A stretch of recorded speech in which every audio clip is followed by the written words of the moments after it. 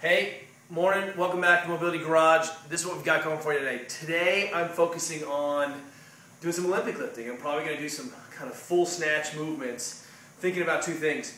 During that first pull, Mike Bergner coaches a knee out position. This knee out allows me to have a much more upright back. It's how I set the back. And we see the same thing in the powerlifters. By shoving the knee out, I'm able to generate a lot more extra rotation torque. I can stabilize the hip. I don't have to come as far forward. When we see athletes doing that first pull a little bit late, looking for tension in the hamstrings, they end up in a bad position, can't get into good transition.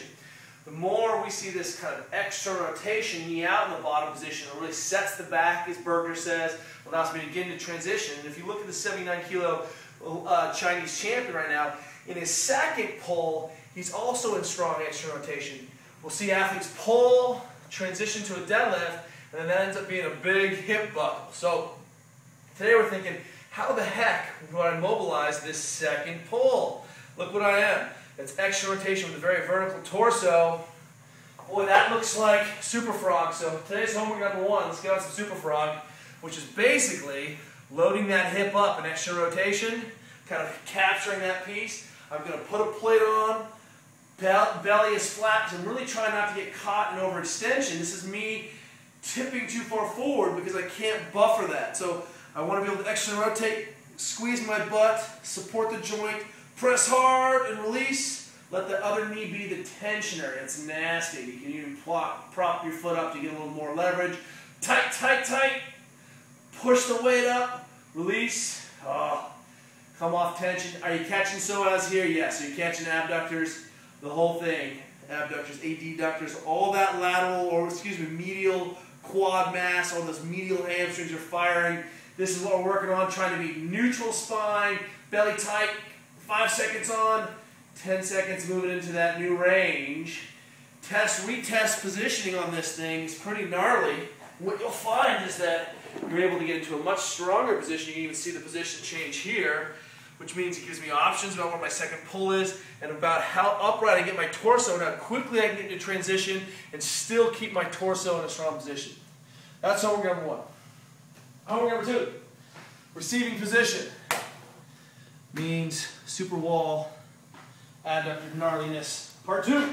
So what we're going to do is change our position, get both bands on your knees, get your butt up against the wall, wind that up. I want you to experiment for yourself. We get a lot of questions about, hey, what do I do with my foot position? And you can feel this experiment of, hey, that's not very tight, there's not a lot of tension there.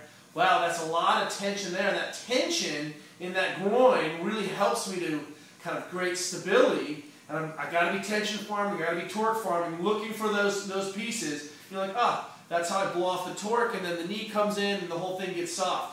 One of the reasons we're trying to jump and land with as straight a foot as possible. If your feet turn in a little bit, of course it doesn't matter, but we need to not dump that torque out, and I think this illustrates it. You can also see this kind of exploring. 2 minutes, contract, relax there. But if you're sitting in that bottom of that squat, like we did a couple days ago, if you're in this position, come active, it feels very different than having a straight-ish foot when you come active, which means that I can really set the back. So when new athletes are squatting and they're doing that kind of good morning, kind of crazy reach over thing, they don't have any tension, that's why the back ends up falling. As soon as we can get them to find some tension, we can get that torso much more upright. Last idea. Someone said, hey, what do you do with the Theracane? Welcome to Theracane torture device number one. I put the ball right in my hip. I kind of lay on the side here. And then I apply the leverage. Woohoo! That is horrible.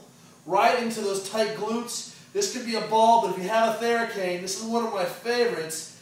This is called Crazy Horse Eye. It's terrible. If you get the Crazy Horse Eye or the Pirate Eye, you know you're doing the right spot. Load that thing up, find a tender bit, go to town, deal with your business, set some PRs. We'll see you guys tomorrow.